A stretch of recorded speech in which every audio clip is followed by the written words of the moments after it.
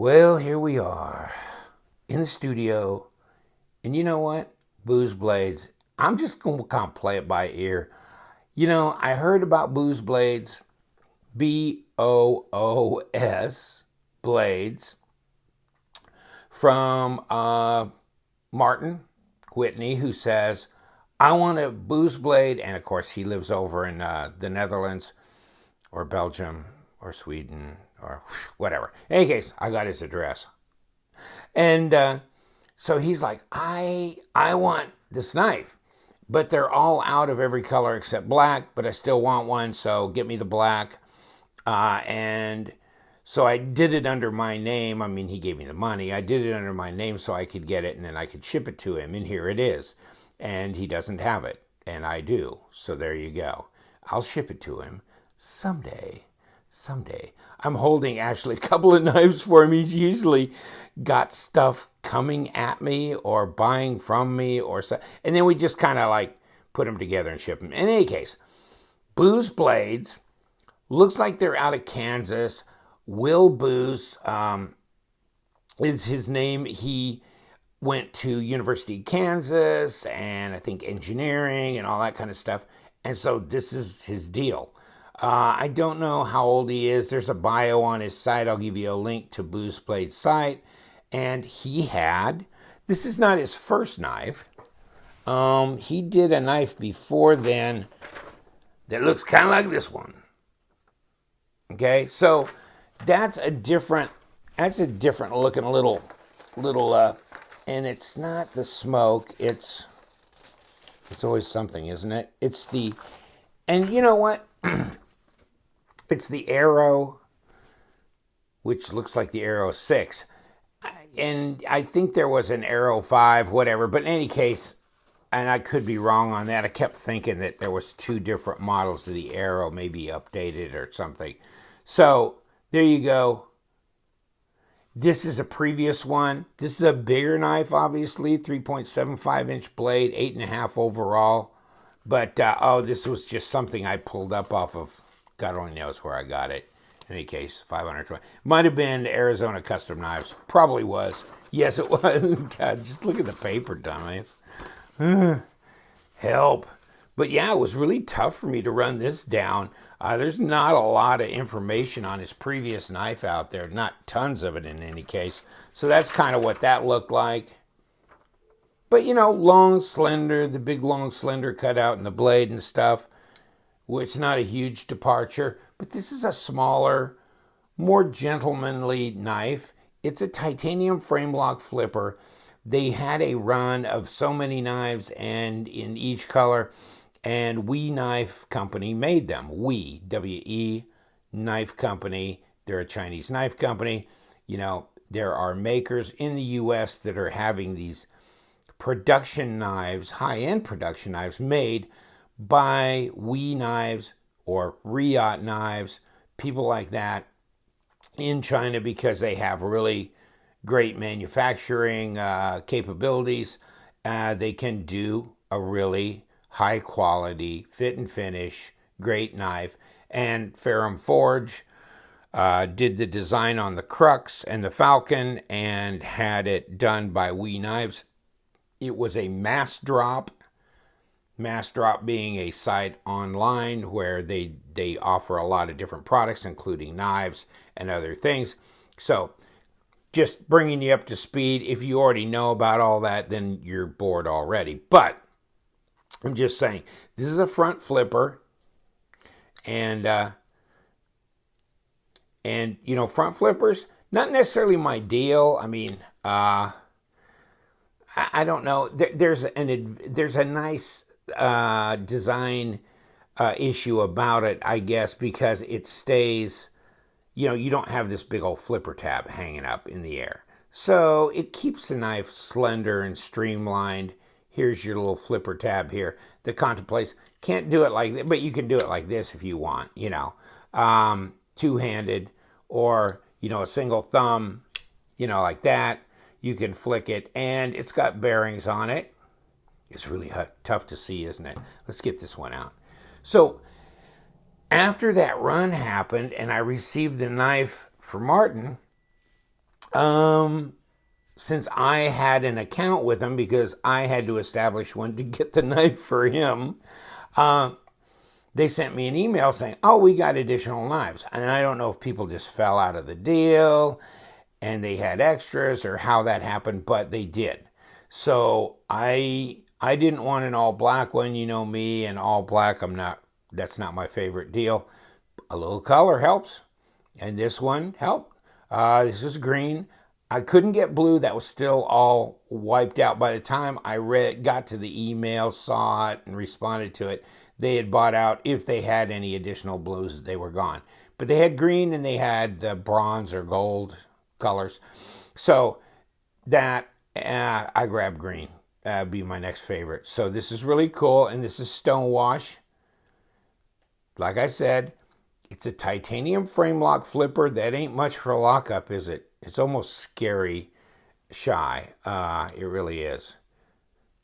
I'm trying to think if this one, this one I'm flipping a little easier than this one. It seems like there's a little difference in the detent here, and I don't know if it's the black coating or something that's in there and making, or the detent's not quite as strong on this knife. I wonder if I can gravity flip this. Oh yeah, I can. Let me see if I can gravity flip this one, because I don't think I can, but I'm gonna try. See, now I can't do this one, so I think the detent's a little stronger on that, which kind of makes it a little easier to snap it open when you're no better than I am at doing the front flipper. So, okay, so the detent, you might comment if you got one of these, if you've noticed what your detent is, if you think it's a little on the weak side or a little on the strong. I know there was some differences in the Ferrum Forge Crux and Falcon knives, and they were also made by We Knives, so some people were going, I'm not sure it was really as QC as We is known to be, as, that rhymes, didn't mean that, is, quality control as far as setting that detent the way it really, and keeping that consistent. I don't see it here. This one's a little weaker than this one. In any case, so they come in a zipper pouch, and you get a sticker here with the dog. I guess the dog is the Booz logo or something. And so here you get this, which is the Smoke TS1 blade, is CPM S35VN titanium, manufactured holidays. So I knew there was like an October 25th or 26th, but I didn't know there was a holidays 2017. All right. boozblaze.com, Facebook, Instagram, all that kind of stuff. Cool. Probably a young guy. Sounds like it probably is a young guy that Will Booz is. I don't know that much about him personally. I do think these knives are interesting from a design standpoint. They're slender, they're long, they're light, but they're not tiny. The arrow was pretty good size. This is, your standard EDC size, right? 3.5 inch, 8 overall. So you're talking about 20 centimeters and should be about 90 millimeter. Yeah, on the blade. So there you go. And We Knives makes them. Seems like We Knives does a lot of 4-inch or 4 millimeter blade stock. Let's see what we got here. If we're getting close. Ooh, that's probably 3.5. It's 0.148. So 3.75. Let's see if I got a fatter area. Yeah, there we go. 4 millimeter blade stock. Yeah. Right there, 0.156. Okay, so yeah, figures. Then would only make sense, and I didn't take Martin's knife apart, and I just got this one the other day, so I haven't disassembled this, which, okay, there you go, Torx, not a problem. Knowing that We Knives almost from everything I can think of off the top of my head, has ceramic bearings, ceramic detent on everything. I'm guessing that's probably what's in here. Let's take a look at the detent ball, see if we can see anything there. Yeah, I don't know. It's not black, so I don't know if that's a ceramic detent ball or not. I don't know. It looks like a regular steel one, so don't know about the bearings. You can see, of course, you have the insert with the over travel stop that you can see right through there. So you're looking through this stonewash and you're going, how would I know if there's any intentional flaws in here? This almost looks, I don't know. It's hard to say. And of course, these knives are going through a process, so it's always possible to get some minor, dank or something weird, but you don't know if that's part of that stonewash and anno process or not. This blade lays right in here, doesn't it? That is nice. It just seemed like everybody went just crazy on these Smoke TS1 blades. I don't know if I understand the rush, quite the intensity, but I do think they're a cool looking knife. Maybe because, they came out in the knife news, and almost anything that hits the knife news, especially when this is somewhat affordable, you got custom knife makers out there, and, when it gets into the 800 to 1,000 or 1,200 and up, then a lot of people just know that they can't catch that truck, right? As much as they want to chase it, right, Booze? So, in any case, is that Booze Boy chasing the truck? No.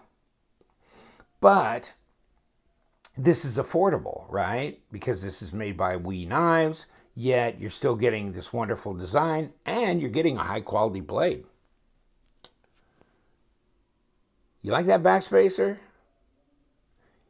Integral integrated lanyard hole that's plenty big.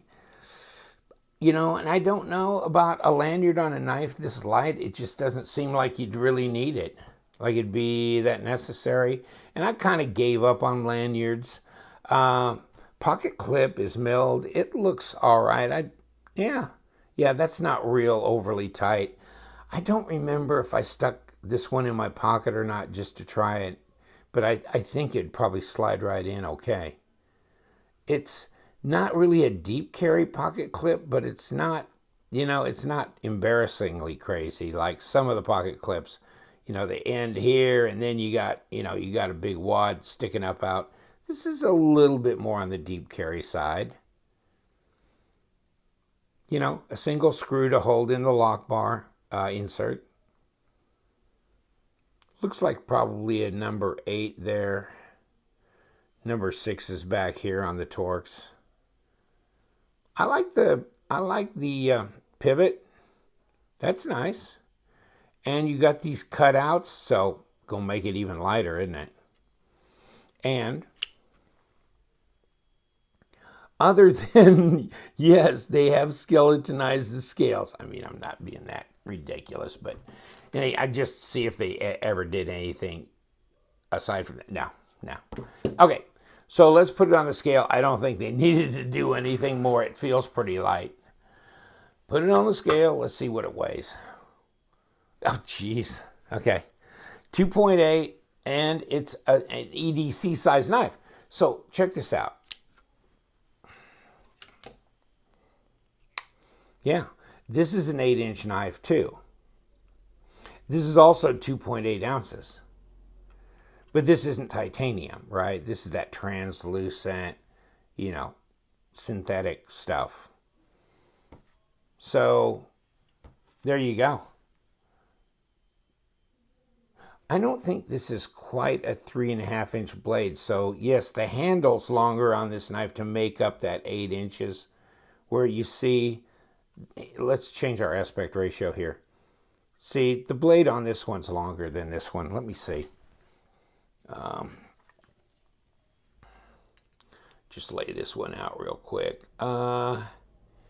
Yeah, that's not quite 3.5, is it? It's more like a little over 3.25, maybe 3.35, something like that. See, and then this is a full 3.5. So this is actually, the Boost knife is a longer blade but shorter handle, about the same size overall, much more slender, same weight. How crazy. There you go. Get away, blue boy. Come on. And I don't know. I mean, at first when I saw this and I got the one from Martin, I don't know that I felt overly impressed, but when they emailed me and says we have others and then these colors, so I decided, yeah, I'm going to get this one because I want to do a review and I want to have more than just one color here. So let's do that. And yeah, this one, the detent's not as strong. I can tell. I mean, it flips open and you just need to give it the right, you know. But no, it's not as strong. Strange, huh? Read a lot where guys will disassemble the knife, or they will just, you know, you can get a rag or something and get a plier or something, and you need to be really, really careful and protect the finish, but you can bend this lock bar a little bit and tweak it in. I did it on a knife once myself, and it did improve the detent. So, yeah, this one's not as much. Wow. Different. Really hard to see this one. It's black, and then the zipper pouch underneath is black, and it's insane.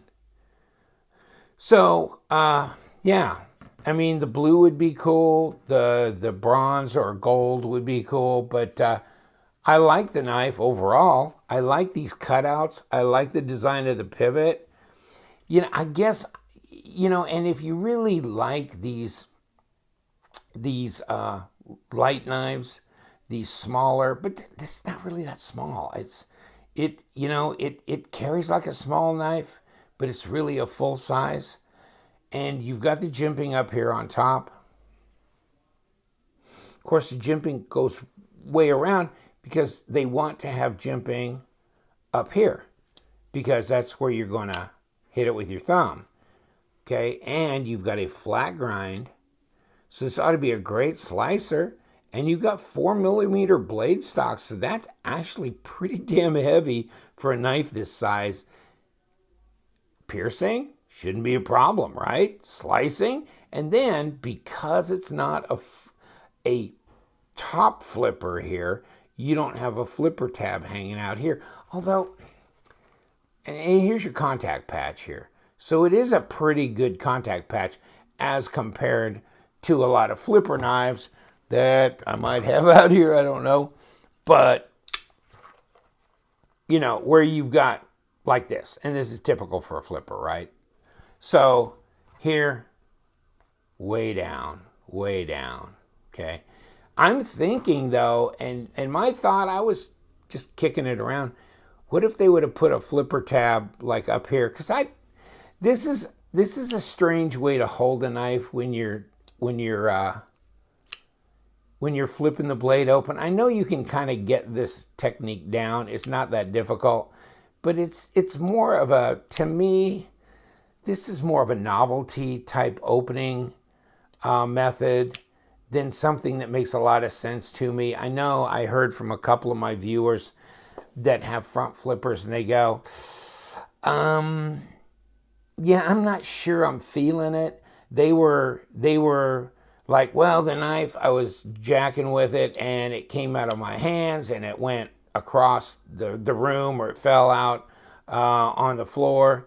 And they're like, I'm not sure if I was in a situation where I actually needed to deploy it, maybe in a self-defense type situation, that this would be as intuitive to do under stress as a regular flipper or even thumb stud type knife.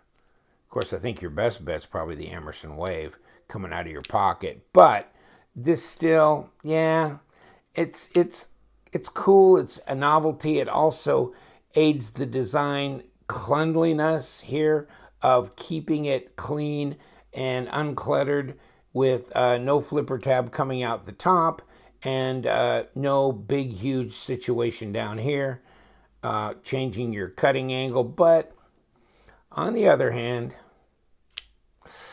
yeah, I don't know.